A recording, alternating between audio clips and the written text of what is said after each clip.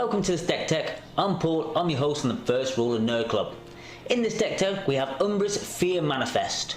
This is a little bit of a salty commander. It gets other players exiling the top of the library while also getting bigger at the same time. So let's read what the card says. So it's a 3 Demir. It is a legendary creature, Nightmare Horror. So basically it reads, Umbris the Fear Manifest gets +1/+1 for each card your opponent has in exile, which is fantastic because it doesn't necessarily mean that you put horrors or nightmares into the battlefield to get the obviously +1/+1. As long as they've got cards in exile, it gets that +1/+1. Whenever Umbris or another nightmare or horror enters the battlefield under your control, target opponent exiles cards from the top of their library until they exile a land, which is very, very salty. It's great, I love it. So basically, there's a couple of different ways you can take this deck. You can either take it down the route of just getting cards that obviously mill other people, and then choosing cards that decide to say a target opponent exiles their graveyard, which is a great way because it means you can end up getting +1/+1 without actually having any nightmares or horrors in the actual deck. Or you could just go down the route of having horrors and nightmares in the deck and just literally having a creature tribal of them, and you know every turn when you get a creature out, they'll be exiling the top of the library, and soon enough, Umbrous is going to get massive. Or you can go down the route that this deck tech's gone about. I've gone down the route of having a few like copy cards or like copy triggered features, exiling like the flicker effect, so you exile something and bring it back. And I've got a couple of cards that copy the commander, so then every time a horror or say itself comes back out, it triggers more than once, so then it ends up doing quite a lot of exiling in one turn. Some of the best cards in the deck to make sure we can fit into how we want to play the deck. You've got Helm of the Host, and you've also got Spark Double. Now both of these are fantastic cards because Spark Double, you basically just copy your commander outright, so then every time a horror or nightmare enters the battlefield or you use the flicker effect, it actually triggers twice. And the Helm of the Host, it is a little bit expensive obviously if you pay the 4 and then 5 to attach it, but every single upkeep you are copying your commander, and it's not legendary, so it stays on the battlefield. So you get then even more of your commander also, so you trigger in the commander, but you also trigger all the other ones that are copies, so you end up getting people to exile a shit ton of cards, which at the end of the day is how we want to play it, because we want a commander massive, so then we can do commander damage and hopefully smash face. You've got Endless Evil, and you've also got Strionic Resonator. Basically you pay 2, you tap it and you copy target ability. Obviously our commander is going to trigger, we pay 2 and then we can copy it. So 2 is obviously a lot cheaper than say bringing out another horror, which might end up costing you 5 or 6 mana, so it's a great way to obviously keep triggering so you can get other people to exile a bit more. The Endless Evil is great. Now it makes a copy of what it's attached to, but the token doesn't stick around because obviously it's a legendary, but it doesn't matter because we've got the trigger. So if we have that on our commander, it triggers every upkeep. At the end of the day, all we need is that trigger, so then someone exiles. Because if they exile, and it can end up being 5, 6, 7 cards before they exile a land. 6 +1/+1 counters that go onto your commander. We also have, to round off this section, is the Livoform Engine, it's called. So basically you tap 2, it's a bit like a Strionic Resonator. Pay 2, you copy target activated or triggered ability you control, and you choose a new target for the copy. Now there's a few other different ways that we can get our commander from the battlefield and then back onto the battlefield, so then we get in the trigger. This is a new card from the Lord of the Rings, so you've got Melodor Swift Savior, and you've also got Vanishing. So basically the Venaldor, it's a fly-in, and then basically when it deals combat damage to a player, you exile one of your cards, target creature, and then you bring it back to the battlefield. Then we've got Vanishing. Vanishing is a great little card, it's only for 1 mana, and it's an enchanted creature. And then when it's attached, all you got to do is pay 2 islands, an enchanted creature then phases out. So then every turn, obviously it comes back the following turn, and hey presto, we've got another trigger. And so basically we've got like Displace as well, and we've got Cloak of Invisibility. Now then the last thing is Ghostly Flicker, which does pretty much exactly the same thing. Then we've got the cards that are going to get the damage through. So we've got things like Aqueous Form and Protective Bubble. Aqueous Form is basically enchanted creature, and that means the enchanted creature can't block, and it helps you scry as well, which is fantastic.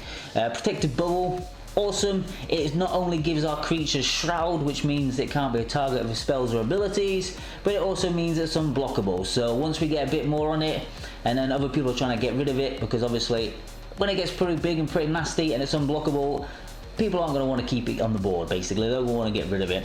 Then we've got Robe of Mirrors and we've Whisper Silk Cloak. There's also cards like Ashiok Nightmare Weaver, I think it's called, and then you've also got Ashiok Nightmare Muse. Top ability for Ashiok Nightmare Weaver: exile the top 3 cards of target opponent's library. Then we have things like Startled Awake and Fractured Sanity. Both of these are going to get to target opponents milling the cards. Not necessarily exiling, but then what you do is, say you have Ashiok Dream Render. You pay its ability -1 and target player puts the top 4 cards of their library into the graveyard, and then they exile all the graveyard. Then we have things like Circus Demure Lobbied Mist, I think it's called. Whenever you cast a blue spell, exile the top card of the player's library. Whenever you cast a black spell, you exile the top card of a target opponent's library. Then your opponents can't cast spells with the same name as that, but the last ability doesn't really matter. It's the first 2. We're going to be playing loads of black and loads of blue spells, so they'll be exiling the top of the library. We also have Seer of Stagnation. Basically, whenever a land enters the battlefield under an opponent's control, that player exiles the top 2 cards of his or her library, then you get to draw 2 cards. Fantastic. If you've got that out there, say you can get out there turn 4, maybe turn 5, they'll still be playing lands, and every time they play a land, they have to exile the top 2 cards of the library. It's very easy to get the commander to a very lethal amount straight away. Then we can get in there, get the creatures unblockable, and then we can start smashing faces. There is an honourable mention in this deck. Before we go on, if you're liking the video, please like and subscribe. Put a comment below if you're liking this style of video, or if you prefer my old kind. Now, the honourable mention is Raven Guild Master. Now, if you can get this card down on turn 2, by turn 3, you'll be doing just so much work for this commander. It says whenever the Guildmaster deals combat damage to a player, that player removes the top 10 cards of his or her library from the game. So that is exiling 10 cards. And at the end of the day, turn 2, get it out. By turn 3, not everyone has got creatures out by turn 3. If you can get like damage to maybe 1 or 2 people the next couple of turns, that's 20 plus 20 plus 20 for your commander. All you need to do is get your commander out turn 4, turn 5. Then say you can get Whisper Silk Cloak onto it, where it's got Shroud and Unblockable.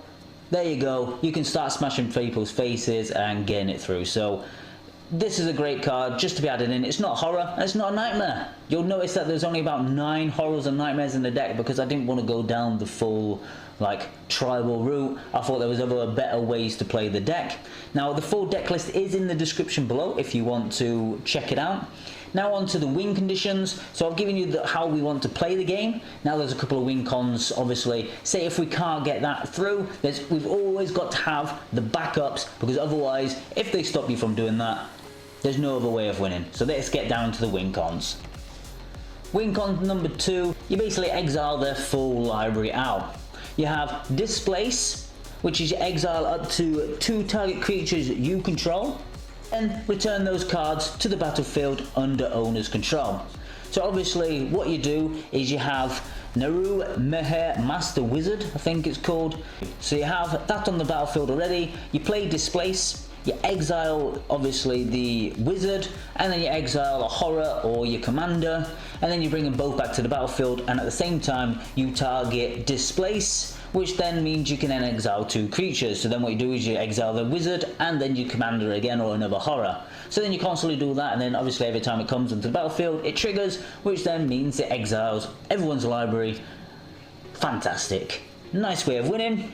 Now you've got win con number 3, because obviously 1's not enough, 2's not enough, we're going to go for 3. We have Dusk Mantle Guild Mage, and we also have Maddening Cacophony, I can't pronounce it. Basically what you do is you have the Guild Mage on the battlefield, and you activate his first ability. So whenever a card is put into an opponent's graveyard from anywhere this turn, that player loses 1 life. You basically play the sorcery for its kicker price, which then says each opponent mills half their library rounded up. So as long as they've got, say, over 40 cards in their library, you can then just play that, and then they literally have to mill 40 cards each, and then because of obviously Guild Mage's first ability, they'll get 1 damage done to each. Fantastic way of winning. So obviously these are nice little backups of the win con, just so then if you can't win by obviously commander damage is how we want the deck to play, we've always got something there to say, oh look, we're not getting through, let's smash them with this instead. Okay, that's it for Umbris Fear Manifest. If this isn't your style, then if you prefer to maybe draw loads of cards and create loads of tokens, then watch this Alandra Sky Dreamer deck tech next.